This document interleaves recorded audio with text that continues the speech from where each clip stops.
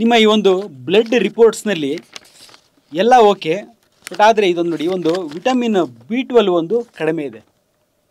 ಯಾವಾಗ ಒಂದು vitamin B12 ಕಡಿಮೆ ಇರುತ್ತಲ್ಲ, ಇದರಿಂದ ನಿಮಗೆ ಆರೋಗ್ಯದಲ್ಲಿ ದೊಡ್ಡ ದೊಡ್ಡ ಸಮಸ್ಯೆ ಬರ್ತಕ್ಕಂಥ ಸಾಧ್ಯತೆ ಇರುತ್ತೆ. ಅದಕ್ಕೆ ನೀವು ವಿಟಮಿನ್ B12 ಮಾತ್ರೆ ತೊಗೋಬೇಕು. 3 ತಿಂಗಳು 6 ತಿಂಗಳು ಈ ರೀತಿ ನೀವು ವಿಟಮಿನ್ ಮಾತ್ರೆ ತೊಗೊತ B12 ಮಾತ್ರೆನ ತೊಗೋಬೇಕು. ಇದು ಸಾಮಾನ್ಯವಾಗಿ ಲ್ಯಾಬ್ ರಿಪೋರ್ಟ್ಸನ್ನು ತೊಗೊಂಡು ನೀವು ಡಾಕ್ಟ್ರ್ ಹತ್ರ ಹೋದಾಗ ಡಾಕ್ಟರ್ಸ್ ಅಡ್ವೈಸ್ ಮಾಡ್ತಕ್ಕಂಥದ್ದು. ನೋಡಿ, ನಿಮಗೆ ಯಾವುದೇ ಒಂದು ಆರೋಗ್ಯದಲ್ಲಿ ಸಮಸ್ಯೆ ಇಲ್ಲ, ತುಂಬಾ ಆರೋಗ್ಯವಾಗಿದ್ದೀರಾ, ಕೆಲಸ ಮಾಡಲಿಕ್ಕೆ ಕೆಲಸ ಅತಿ ಹೆಚ್ಚಾಗಿ ಕೆಲಸ ಇಲ್ಲ, ಸ್ವಲ್ಪನೇ ಕೆಲಸ ಇದೆ, ಸಿಕ್ಕಾಪಟ್ಟೆ ದುಡ್ಡು ಇದೆ ನಿಮ್ಮ ಹತ್ರ ಅಂತ ಅಂದಾಗ ನೀವೇನು ಮಾಡ್ತೀರಾ?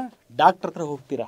ಹೆಲ್ತ್ ಚೆಕಪ್ ಅಂತ ಹೇಳ್ಬಿಟ್ಟು ಡಾಕ್ಟ್ರ್ ಮೀಟ್ ಮಾಡ್ತೀರಾ. ಹೆಲ್ತ್ ಏನು ಇಶ್ಯೂ ಇಲ್ಲ ಆದರೂ ಡಾಕ್ಟ್ರ್ ಹತ್ರ ಹೋಗ್ತೀರಾ. ಇಂಥ ಸಮಯದಲ್ಲಿ ಕೆಲವು ಡಾಕ್ಟ್ರುಗಳು, ಅಂದರೆ ನಿಮ್ಮ ಕಾಯಿಲೆಯಿಂದ ಹಣ ಮಾಡಬೇಕು ಅಂತಕ್ಕಂಥ ಕೆಲ ಡಾಕ್ಟ್ರುಗಳು ಏನು ಮಾಡ್ತಾರೆ, ಜನರಲ್ಲಾಗಿ ನೀವು ಚೆನ್ನಾಗಿದ್ದರೂ ಕೂಡ ಒಂದಿಷ್ಟು ಟೆಸ್ಟ್ ಮಾಡಿಸಿ ಅಂತ ಹೇಳಿ ಒಂದಿಷ್ಟು ಬಿಸ್ನೆಸ್ ಮಾಡ್ತಾರೆ. ಏನು ಬಿಸ್ನೆಸ್ ಅಂತಂದರೆ ಮಾಸ್ಟರ್ ಹೆಲ್ತ್ ಚೆಕಪ್ ಅಂತಕ್ಕಂಥ ಬಿಸ್ನೆಸ್ಸು, ಅಥವಾ ಕಂಪ್ಲೀಟ್ ಬಾಡಿ ಚೆಕಪ್ ಅಂತಕ್ಕಂಥ ಒಂದು ಬಿಸ್ನೆಸ್ಸು. ಇದು ಮಾಡಿದಾಗ ಏನು ಮಾಡ್ತಾರೆ, ಈ ಒಂದು ಜನರಲ್ ಚೆಕಪ್ ಮಾಡಿದಾಗ ಈ ವಿಟಮಿನ್ B12 ಅನ್ನತಕ್ಕಂಥದ್ದನ್ನು ಇನ್ವೇರಿಯಬಲಾಗಿ ಆ್ಯಡ್ ಮಾಡಿರ್ತಾರೆ ಈ ಟೆಸ್ಟಲ್ಲಿ. ಈ ಒಂದು B12 ಮಾಡಿದಾಗ ನೋಡಿ, ಒಂದು ರೇಂಜ್ ಇಟ್ಟಿರ್ತಾರೆ ವಿಟಮಿನ್ B12ಗೆ ಲ್ಯಾಬ್ ರಿಪೋರ್ಟ್ ಪ್ರಕಾರ. ಬಟ್ 95% ಜನರಲ್ಲಿ ಈ ಒಂದು ರೇಂಜ್ನಲ್ಲಿ ಬರೋದಿಲ್ಲ. ಅವಾಗ ನಿಮ್ಮನಿಗೆ ಏನು ಲೇಬಲ್ ಮಾಡ್ತಾರೆ, ನಿಮಗೆ ವಿಟಮಿನ್ B12 ಡೆಫಿಷಿಯನ್ಸಿ ಇದೆ, ವಿಟಮಿನ್ B12 ಕೊರತೆ ಇದೆ, ಹಾಗಾಗಿ ನೀವು ಮಾತ್ರೆ ತೊಗೋಬೇಕು ಅಂತ ಹೇಳ್ಬಿಟ್ಟು 3 ತಿಂಗಳು 6 ತಿಂಗಳು ಈ ಒಂದು ಮೆಡಿಸಿನನ್ನು ಪ್ರಿಸ್ಕ್ರೈಬ್ ಮಾಡ್ತಾರೆ. ನೋಡಿ, ಡಾಕ್ಟ್ರನ್ನ ಕನ್ಸಲ್ಟ್ ಮಾಡಿದ್ರಿ, ಕನ್ಸಲ್ಟೇಷನ್ ಫೀಸ್ ಕೊಟ್ರಿ, ಮತ್ತೆ ರೀಕನ್ಸಲ್ಟ್ ಮಾಡ್ತೀರಿ, ಯಾಕಂದರೆ ಕಡಿಮೆ ಇದೆ ಅಂತೇಳಿ ಮತ್ತೊಂದು ಸ್ವಲ್ಪ ದಿವಸ ಆದಮೇಲೆ ಮತ್ತೆ ಬರಲಿಕ್ಕೆ ಹೇಳ್ತಾರೆ, ರೀಕನ್ಸಲ್ಟೇಷನ್ ಮಾಡ್ತಾರೆ. ಇದರಿಂದ ಡಾಕ್ಟ್ರಸಿಗೆ ದುಡ್ಡು ಸಿಗುತ್ತೆ. ಒಂದು ಇದನ್ನು ಟೆಸ್ಟನ್ನು ಅಡ್ವೈಸ್ ಮಾಡಿರ್ತಾರೆ ಡಾಕ್ಟರ್ಸು, ಹಾಗಾಗಿ ಲ್ಯಾಬ್ನರಿಗೆ ಒಂದಿಷ್ಟು ದುಡ್ಡಾಗುತ್ತೆ.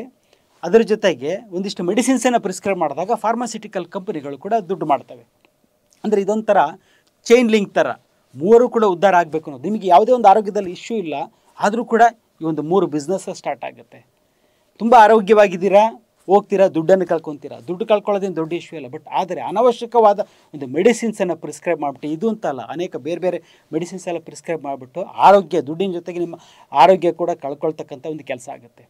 ಮುಂಚೆ ಎಲ್ಲ ಹೇಗಿತ್ತು ಅಂತಂದರೆ, ಮುಂಚಿನ ದಿನಗಳಲ್ಲಿ ಯಾವುದೇ ಒಂದು ಪೇಷಂಟಿಗೆ, ಅಂದರೆ ಕಾಯಿಲೆ ಇದ್ದಾಗಷ್ಟೇ ಅವರು ಡಾಕ್ಟ್ರನ್ನ ಕನ್ಸಲ್ಟ್ ಮಾಡ್ತಾಯಿದ್ರು ಒಂದು ಪೇಷಂಟ್ಸ್ಗಳು. ಆ ರೀತಿ ಕನ್ಸಲ್ಟ್ ಮಾಡಿದಾಗ ಡಾಕ್ಟರ್ಸ್ ಏನು ಮಾಡ್ತಾಯಿದ್ರು, ಕಾಯಿಲೆಗೆ ಸಂಬಂಧಪಟ್ಟ ಟೆಸ್ಟನ್ನು ಮಾತ್ರ ಅಡ್ವೈಸ್ ಮಾಡ್ತಾಯಿದ್ರು. ಉದಾಹರಣೆಗೆ ಜ್ವರ 4-5 ದಿವಸ ಆದರೂ ಜ್ವರ ಬಿಟ್ಟಿಲ್ಲ ಅಂತ ಬಂದಾಗ ಟೈಫಾಯ್ಡ್ ಇರ್ಬೋದಾ, ಎಕ್ಸಾಮಿನೇಷನ್ ಮಾಡಿ ಟೈಫಾಯ್ಡ್ ಅಂತ ಸಸ್ಪೆಕ್ಟ್ ಮಾಡಿದಾಗ ಟೈಫಾಯ್ಡಿಗೆ ವೈಡಾಲ್ ಟೆಸ್ಟ್ ಮಾಡಿಸಿ ಅಂತ ಹೇಳ್ತಾಯಿದ್ರು. ಯೂರಿನ್ ಇನ್ಫೆಕ್ಷನ್ ಕಮ್ಮಿ ಆಗ್ತಾಯಿಲ್ಲ, ಅವರು ಉರಿಮೂತ್ರ ಆಗ್ತಾಯಿದೆ ಅಂತ ಅಂದಾಗ 4-5 ದಿವಸ ಆದಮೇಲೆ ಯೂರಿನ್ ಟೆಸ್ಟ್, ಯೂರಿನ್ ರುಟೀನ್ ಮಾಡಿಸಿ ಅಂತ ಹೇಳ್ತಾಯಿದ್ರು. ಮಲೇರಿಯಾ ಸಸ್ಪೆಕ್ಟ್ ಮಾಡಿದ್ರೆ ಮಲೇರಿಯಾ ಮಾತ್ರ ಮಾಡಿಸಿ ಅಂತ ಹೇಳ್ತಾಯಿದ್ರು. ರಕ್ತದ ಕೊರತೆ ಅಂತ ಕಾಣಿಸಿದರೆ ಹಿಮೋಗ್ಲೋಬಿನ್ ಟೆಸ್ಟ್ ಮಾಡಿಸಿ ಅಂತ ಅಡ್ವೈಸ್ ಮಾಡ್ತಾಯಿದ್ರು. ಯಾವುದೇ ಕಾರಣಕ್ಕೂ ಮುಂಚೆ ವಿಟಮಿನ್ B12 ಟೆಸ್ಟ್ ಮಾಡಿ ಅಂತ ಯಾರೂ ಕೂಡ ಹೇಳ್ತಾ ಇರಲಿಲ್ಲ. ನಿಮಗೆ ಅನಿಮಿಯಾ ಅಂದರೆ ರಕ್ತಹೀನತೆ, ರಕ್ತ ಕೊರತೆ ಇದ್ದಾಗ ವಿಟಮಿನ್ B12ಇಂದ ಕೂಡ ರಕ್ತ ಕೊರತೆ ಆಗುತ್ತೆ. ಆ ರೀತಿ ಹಿಮೋಗ್ಲೋಬಿನ್ ಕಡಿಮೆ ಇದೆ ಅಂತ ಅನಿಸಿದಾಗಲೂ ಕೂಡ ಅವರು ವಿಟಮಿನ್ B12 ಕ್ಯಾಪ್ಸೂಲ್ಸನ್ನು ತೊಗೊಳಕ್ಕೆ ಹೇಳ್ತಾ ಇದ್ರು ಹೊರತು ವಿಟಮಿನ್ B12 ಟೆಸ್ಟನ್ನು ಮಾಡಿಸಿ ಅಂತ ಹೇಳ್ತಾ ಇರಲಿಲ್ಲ. ಬಟ್ ಆದರೆ ಇದು ಈಗ ರುಟೀನ್ ಆಗಿಬಿಟ್ಟಿದೆ. ನೋಡಿ, ಯಾಕೆ ಹೀಗೆ ಮಾಡ್ತಾರೆ ಅಂದರೆ, ನೋಡಿ, ಯಾವುದೇ ಒಂದು ಕಂಪನಿ ಬೆಳಿಬೇಕು ಅಂತಂದರೆ ರೆಗ್ಯುಲರಾಗಿ ಒಂದು ಹೊಸ ಪ್ರಾಡಕ್ಟನ್ನು ತೊಗೊಂಬರ್ತಾರೆ. ಆ ರೀತಿ ಹೆಲ್ತ್ ಅನ್ನೋದು ಒಂದು ಸರ್ವೀಸು, ಬಟ್ ಆದರೆ ಈ ಸರ್ವಿಸ್ ಆಗಿಲ್ಲ, ಈಗ ಹೆಲ್ತ್ ಅನ್ನೋದೊಂದು ಇಂಡಸ್ಟ್ರಿ ಆಗಿದೆ. ಹಾಗಾಗಿ ರೆಗ್ಯುಲರಾಗಿ ಕೆಲವೊಂದು ಟೆಸ್ಟ್ಗಳನ್ನು ತೊಗೊಂಬರ್ತಾ ಇರ್ತಾರೆ.